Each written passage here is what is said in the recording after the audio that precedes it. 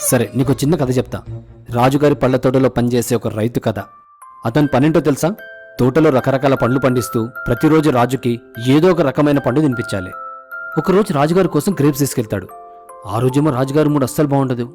అదే మూడ్లో గ్రేప్స్ తినడం స్టార్ట్ చేస్తాడు. అవేమో పిచ్చ పుల్ల ఉంటాయి. ఇంకా కోపంలో ఒక గ్రేప్ తింటాడు, ఒకటి రైతు మొహాన్ కేసి కొడతాడు. ఒకటి తింటాడు, ఒకటి మొహాన్ కేసి కొడతాడు.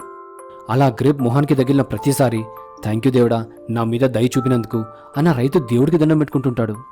అది గమనించిన రాజుకు ఆశ్చర్యం వేసి, గ్రేప్స్ని మొహాన్ కేసి కొడుతున్నా సరే నువ్వు దేవుడికి థ్యాంక్స్ చెప్పుకుంటున్నావేంటి అని ఆ రైతును అడుగుతాడు. అందుకు ఆ రైతు, మహారాజా, ఈ రోజు నా అదృష్టం చాలా బాగుంది. అదే ఒకవేళ ఆ ప్లేట్లో ఏ జామకాయ లేదా మామిడికాయ ఉంటే నా పరిస్థితి ఏంటి? మనిషికొచ్చే కష్టాలు కూడా అంతే. ఏ కష్టం వచ్చినా ఇంత చిన్న కష్టం ఇచ్చినందుకు థ్యాంక్ యూ దేవుడా అంటూ భరిస్తూ పోవాలి.